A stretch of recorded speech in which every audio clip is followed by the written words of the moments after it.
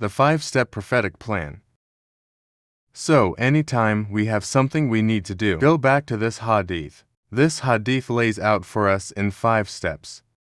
What should be our methodology? Our management, our modus operandi. How do we operate our Nabi sallallahu alayhi wasallam? Explained to us in a hadith, narrated in Sahih Muslim by Abu Hurairah Rabi. Allahu Ta'ala, and each of these phrases is beautiful. First phrase, it begins.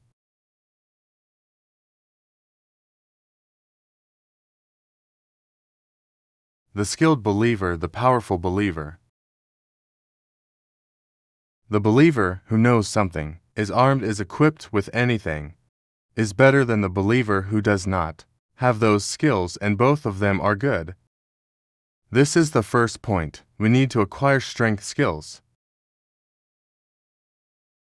The stronger believer, stronger in what?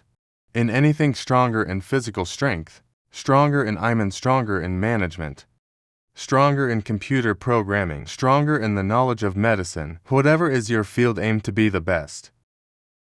The better believer is the one who knows his field better, and the stronger believer. Our scholars say stronger here in any aspect. If you know something, if you're better at a skill, if you have stronger iman, it is better than the one who doesn't in that field. So gain strength in your field. This means skills, education, experience, that is all movement.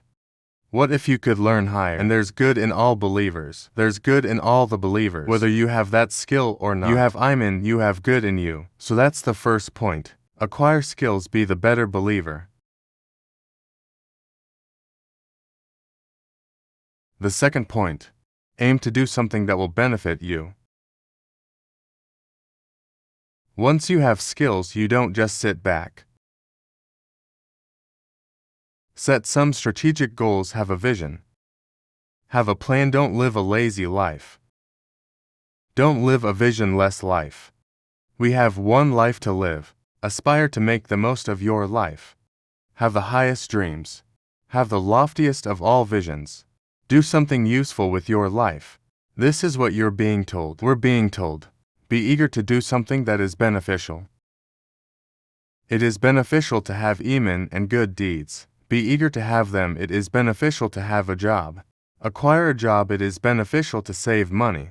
Save money. It is beneficial to have a loving family. Have a loving family. You have to have desires, aims, goals. You have to have a vision. If you don't have a vision, nothing is gonna get done. So the second point ahead is, either million folk have that vision. What do you want from life? What do you want to accomplish? What is your goal? And you should have multiple goals.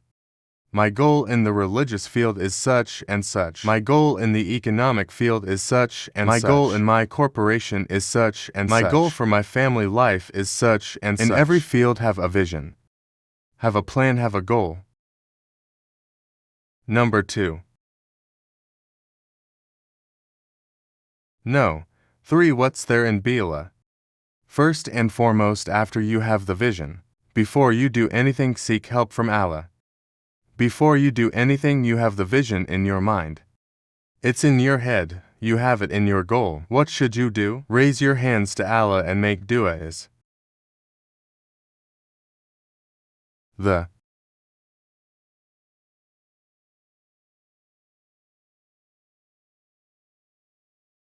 Seek the help of Allah. Our scholars say you seek the help first and foremost. By praying is to hard afford that vision and goal. Praise Tehar, O Allah. Is this vision good for you? Me, I want to be the CEO of my own company. That's my vision. Praise Tehara. O Allah, if it's best for me to be the CEO of my company, make it happen for me, then make dua to Allah. Always make dua to Allah, the make it blessed. Make it easy for you, allow this door to open up. Start in Bila, that is point no. 3. No, for why Lada?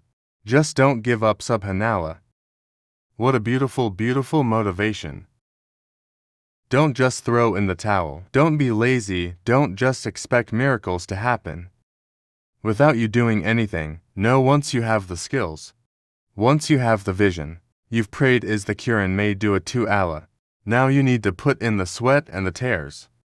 You need to put in the physical effort. You need to put in plan A doesn't work. Move on to plan B doesn't work. Move on to plan C. Never give up. What I just don't lose hope. Keep on doing it and then doing it and then doing it. Keep on trying, don't give up hope. And then suppose you don't get to that goal.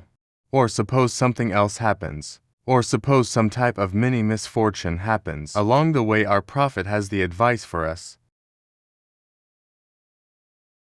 Which is the backup plan for your psychology, the backup plan for how you view the world. If something else happens, you wanted to open your company. Guess what? It didn't happen and you continued in your job. You didn't open your company. You tried. It didn't work out and Hollis. The door is permanently closed. Not because of you, sometimes it's beyond your control. Okay, it's closed now. So our professor said if something else happens, then don't go back and rethink. Oh, maybe if I did this, maybe if I did that. Fella taco, don't say to yourself, low and need for altakadala kind of kata. Don't go back in your mind and relive your failures. And then think what if, and how about, and maybe no. It's happened, it was the past. So therefore do not open up. In one hadith, in one version, thinking about what if opens the door for shaitan. Shaitan creates doubts in your mind. While I can hold instead say this had that. Allahu wa mashafad, I tried. It didn't work out, Allah's other was effective. And whatever Allah wants to happen will happen. Adaj Allahu wa mashafad. Don't go back and relive your failures. Don't let your failures bog you down. Don't go into a type of cycle of depression, or of going back in time. It was an opportunity, you thought it was good. You did everything right, but Allah had a better plan for you. So Hollis, that door is closed. Move on to the next chapter in your life. Learn from your mistakes, don't blame anyone. Don't go back, Allah said happen. Qadar Allahu. It was Allah's qadar, and whatever Allah wants to happen, it is going to happen. Qadar is never used to justify your future actions. It is used to console your past tragedies. Memorize this line. Other is never used to justify a future course. Don't say, oh, it's Allah's qatar, they don't. I don't have a company, no. You don't know what is your future. You don't know what is Allah's qatar. Try to open your company, try to be successful. Try, but then other can be used for the past. Oh, I tried. It didn't work, other. Allahu mashafa, and I move on to something else. Never justify a future decision based upon qatar. That is a misuse and an abuse of qatar. Rather, qatar can be used to console yourself. For a tragedy of yesterday, for a calamity of a few years ago, you can say, oh, had that Allah, that accident happened. I lost money in the stocks. Such and such had that Allah. Okay, that's in the past. As for the future, you do not know Allah's other. So, expect the best from Allah's other. And strive to get the best other. Whichever path you go, it will be for your best qatar. Even if you don't arrive at the qatar you wanted, Allah's qatar for you will be better than your vision of your qatar. For yourself, what Allah has chosen for you is better than what you have chosen for yourself. But you need to trust Allah, and you need to have the positive thoughts of Allah. So, you put in the effort, you have that high vision, and whichever path you find yourself in, and wherever you end up, it will be Allah's other that is better for you. And you only ended up there because you had positive thoughts of Allah and positive thoughts of other.